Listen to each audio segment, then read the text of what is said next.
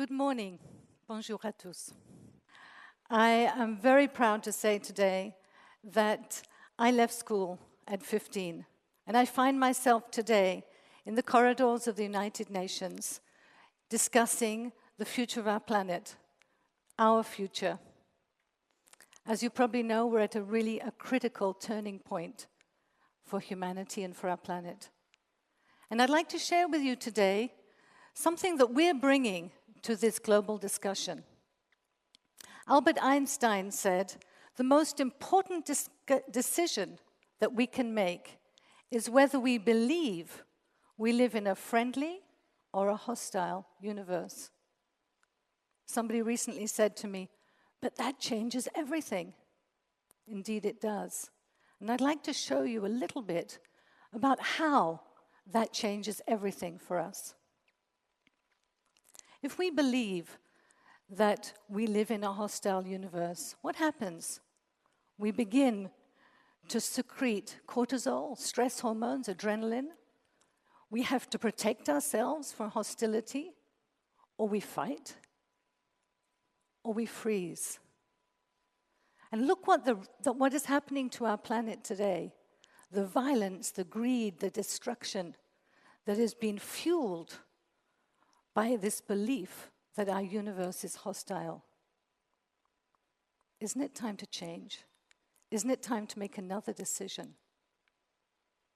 People say, yes, but perhaps we should wait for scientists to tell us whether our universe is actually hostile or friendly. Well, when I was 16 years old, I made that decision for myself, consciously.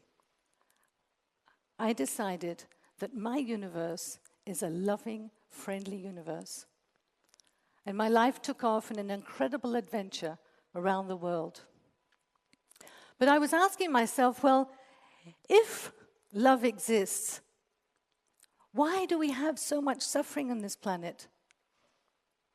I asked myself, where does it begin? How can we really answer this question consciously? And it wasn't until I was 22 years old that I came across two books that were to change my life again.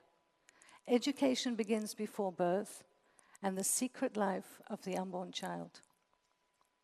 In these books, tears rolled down my cheeks when I read, if we're to look after pregnant women, that in 2 generations, just 50 years, we could close our hospitals and close our prisons. Isn't that fantastic? To think that we could do that? I was just in heaven.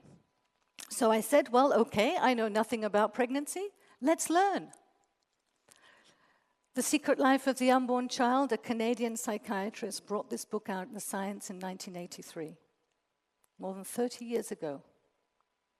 What do we have to learn today about making that decision of a hostile or a friendly universe, even before we're born? I actually had to wait over 30 years until recently the United Nations, our global leaders, have actually now decreed that our Earth is our mother. Imagine that incredible change of paradigm. We've gone from a hostile nature that's the credo of science to dominate nature, to this concept now that our Earth is our mother. Wow. The General Assembly of the United Nations recently recognized that our planet Earth and its ecosystems are our home. How friendly can you get? Or should get? The United Nations also calls for holistic and integrated approaches to the sustainable development, which is no longer a choice. It's extinction or now sustainable development that will guide humanity to live in harmony with nature. I'm back to my loving universe. It's happening. This paradigm shift is actually happening now, and not many people know about this. Yet, for centuries. If we look into different civilizations, whether it was the ancient Chinese, the ancient Greek, the ancient Indians, we have always found this knowledge. Paracelsus in the 16th century said, "Woman is the artist of the imagination, and the child in the womb is the canvas whereupon she painteth her pictures."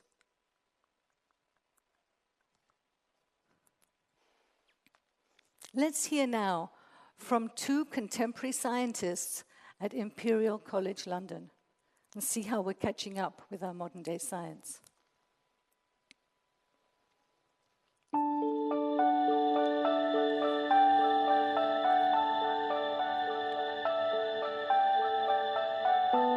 When we imagine a baby in the womb, we imagine her to be peaceful, disconnected, unaffected by the world around her, quietly floating like an astronaut in space. Yet nothing could be further from the truth. The womb is a vital place of human development, where nature meets nurture, where genes are expressed, where babies and their brains are grown. And how all this happens is directly connected to outside influences. There's always been a mythology about pregnancy, but now actually some of that mythology is turning out to be rather more true than we expected. New research has shown that a mother's stress level can have a significant impact on her unborn baby. The emotional state of a woman in pregnancy can affect the development of her baby in the womb and actually can have long-term effects on her child. Research has shown that unborn babies can be affected by arguments, anxiety, stress brought on by natural disasters, and even 9/11. The child could be more likely to have emotional problems, to have behavioural problems, to be slower at learning. Different children are affected in different ways. By looking after the emotional state of pregnant women, we can reduce the risk of problems in later life. Fathers, families, and employers all have a role to play. So before the time we're born, we're already learning from our mothers whether our first environment, the mother's womb, through what she's living, is either hostile or friendly, even loving.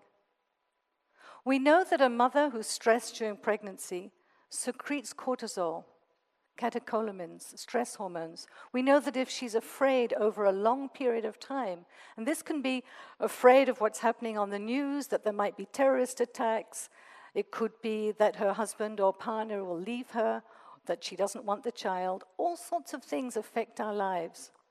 For mothers to feel this stress. And this is communicated in utero to the baby, who by the time he's born has already decided whether his or her universe is friendly or not. Now take a mother whose deepest natural instinct is to love, to nurture, to give her baby optimal conditions to develop, with all its needs, its primary needs being met. Now that baby will be born feeling innately that its universe is friendly, is loving. And then what happens? If you walk into a room and you're expecting people to love you and to look after you, you open, you connect, you collaborate, you're creative. And this is what makes the good leaders of the world, not those who want to throw bombs on people's heads and protect from the baddies over there, but those who open their hearts and their hands and go out and say, let's find a solution, let's work this out. You're my brother, you're my sister. We're one human family in a living organism that is our mother, this earth. So, a huge responsibility comes down to our mothers. Are we going to leave her on her own to do this incredible job? No. We're asking all our global leaders, everyone, to now put resources, to put support for every single mother who's to have a child. so that she feels safe, she feels love, she gets all that she needs in order to transmit this loving universe to her baby. That will affect not only the immediate, but the lifelong physical health, emotional health, mental health, and spiritual well-being of every single child on this planet. That's how we can change the world. That's how we can make a difference. Future leaders are being formed in our mother's womb. We owe it to ourselves, we owe it to humanity, to our human family, to make this a reality. We're starting to realize that the months we spend in the womb are some of the most important of our lives. So what happens in the womb can last a lifetime. For all those mothers who have children, I'd like to say they've done their best. Our mothers have done the best. We as mothers have done our best. We've done the very best with what we've been given. But today, we can give our future mothers the real conditions that she deserves to have a status in life. Mothers have no status. Mothers deserve now to be put in front, the mothers of our future leaders, the mothers of the whole of humanity, so that every baby can be born a leader. Because we can all lead in something. We can all lead in our own lives. And we can all become the stewards of this beautiful planet and learn to live together in peace and sustainability. Thank you.